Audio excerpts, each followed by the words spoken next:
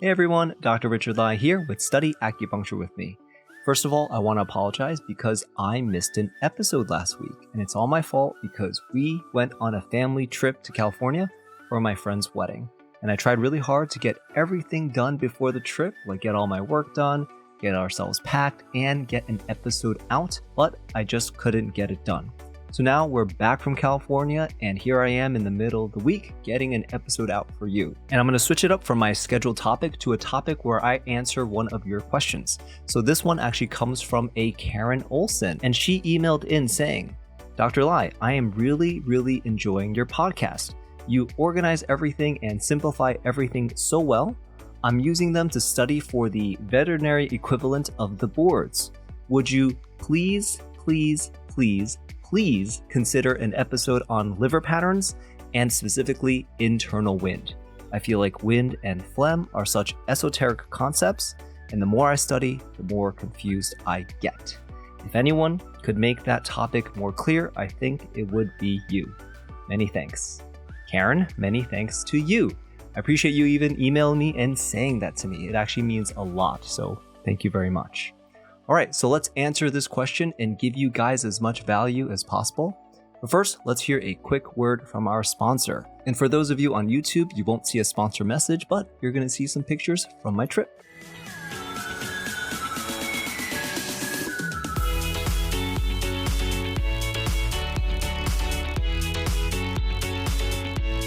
Okay, and we're back. So the topic of today is about liver patterns, specifically to explain internal wind. So let's dive right into that topic. So first we have to see that there's a lot of liver patterns.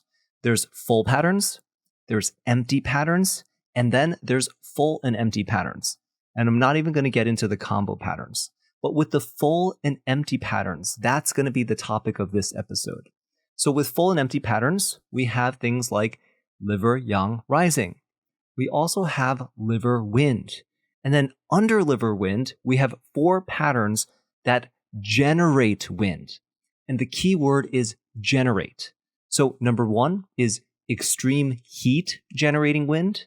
Number 2 is liver yang rising generating wind. And there's an asterisk here because with liver yang rising, you can break it up into those main root causes of liver yang rising. And the patient's going to present differently based on whatever the root cause of the liver yang rising is. Number 3, we have liver fire generating wind. And then number 4, we have liver blood deficiency generating wind. So first we have to ask ourselves, why are these patterns under the heading of full/empty? And then why is liver yang rising there? And why is liver wind there? And why are all the patterns under liver wind under the heading of full/empty? So first, with full/empty, it just means that it's a mixed pattern. It's a mixture of deficiency and excess. And it's actually where there's a deficiency causing the excess. So if you take, for example, liver yang rising. The yang rising part of liver yang rising is where the yang is going up excessively. So that's an excess condition. But where does that excess come from? That excess comes from a deficiency. It comes from liver yin deficiency or kidney yin deficiency, or it comes from a mixture of liver yin and kidney yin deficiency. And then besides that, there's also another cause, which is liver blood deficiency. Liver blood deficiency can also cause liver yang rising. So with that rising of yang, if you think about it from a physical sense, there's a rushing of yang upward, and it's going to cause a lot of manifestations in the head. So for example, the patient could have tinnitus, the patient could be easily angered because there's all that yang in their head, and the patient could have a headache. And the headache that's usually associated with liver yang rising is usually a pounding headache or a throbbing headache. So that's liver yang rising. And since it's a full and an empty condition, meaning it's a deficiency condition that's causing an excess, that deficiency of yin or that deficiency of blood is causing there to be an uprising of yang. That's the excess part of it. And that's why with the treatment principle, you're going to see 2 things.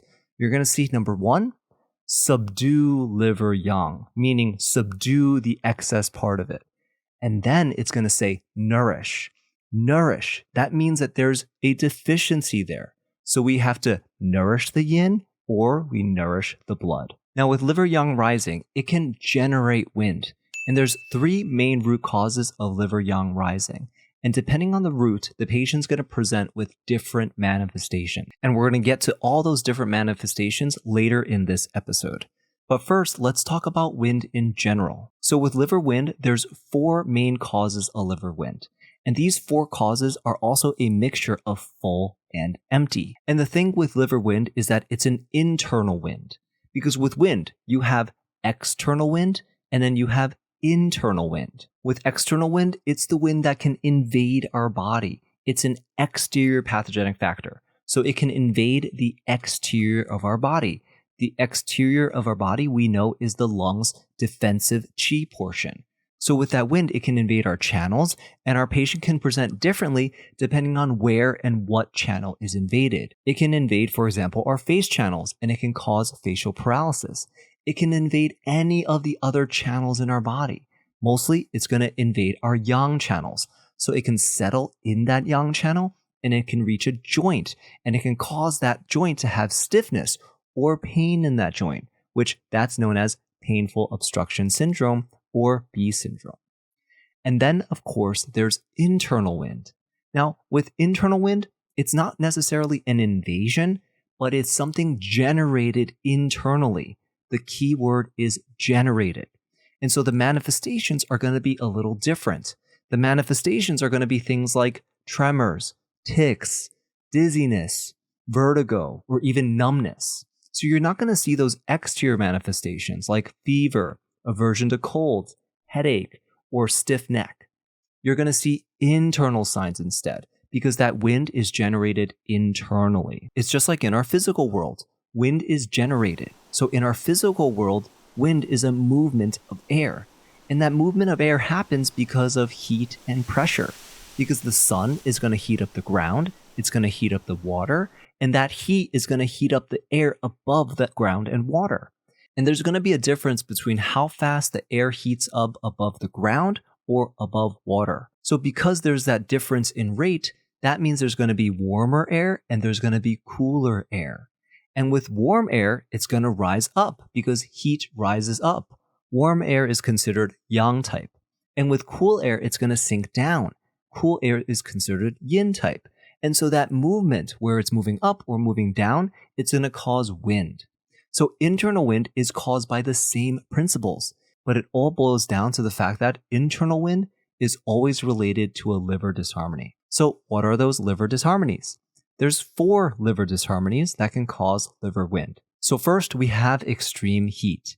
Extreme heat can generate wind, just like the sun heating up the earth, which is going to heat up the air and cause wind in our physical world. In our body, that extreme heat can stir up internal wind. It's sort of like a forest fire. That forest fire can cause strong winds. Or next time you're preheating the oven, when it's heated and you stand in front of it and you open that oven door, you're going to notice that heat is going to blast you in the face, your hair is going to move. Because that heat, that pressure is causing the air to move. And with this extreme heat, from a TCM perspective, if we want to get even more specific, this heat is related to the heat that's affecting the blood.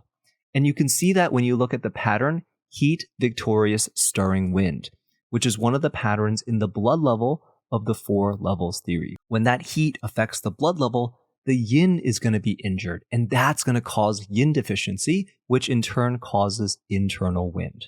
All right, the second one we have is liver yang rising, generating wind. And we already went over before how liver yang rising is a mix of excess and deficiency, because it's a deficiency that's causing yang rising, and that yang rising is the excess. So we have 3 different deficiencies that can cause liver yang rising. And with each of their principal roots, we're going to see different manifestations based on those root causes. Like for example, first one that we have is liver yin deficiency. So liver yin deficiency can cause liver yang rising because again, yin deficiency is the thing that causes the rising of yang. Another analogy is like how yin anchors yang. Simply, if there's not enough yin, then yang isn't going to be anchored and it's going to rise up. That's the yang rising. And the manifestations here with this yin deficiency are going to be related to yin deficiency manifestations.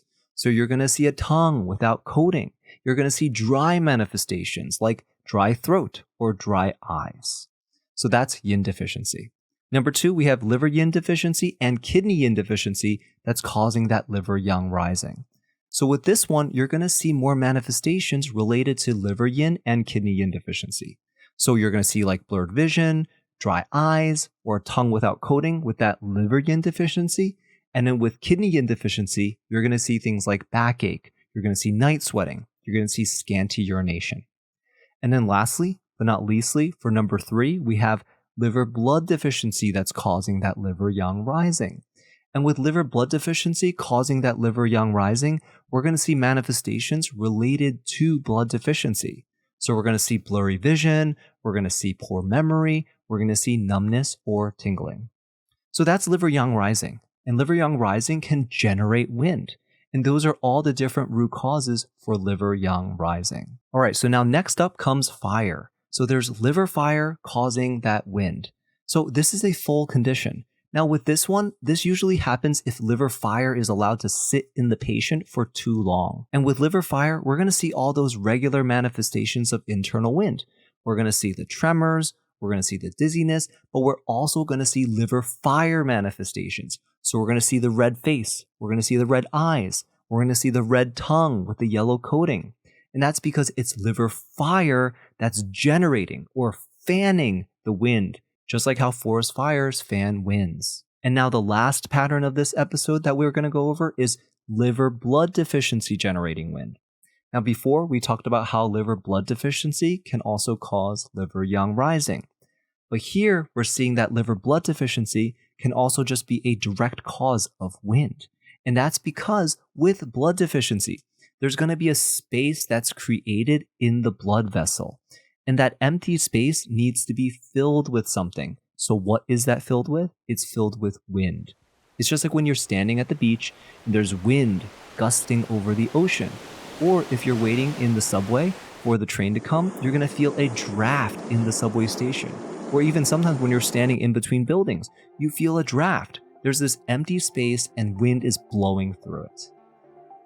All right, Karen, I hope that helps you organize the full and empty patterns in your head, and I hope it helps you understand the mechanics of how wind can be generated by all those different pathologies. And I just want to say again, Karen, thank you for taking the time to email me, and I wish you the best of luck with your veterinary boards. All right, everyone, so that does it for this episode. If you haven't signed up for my email list, make sure you sign up to get study guides that you can use to follow along with each episode. Just go to www.studyaccuwithme.com to sign up right now.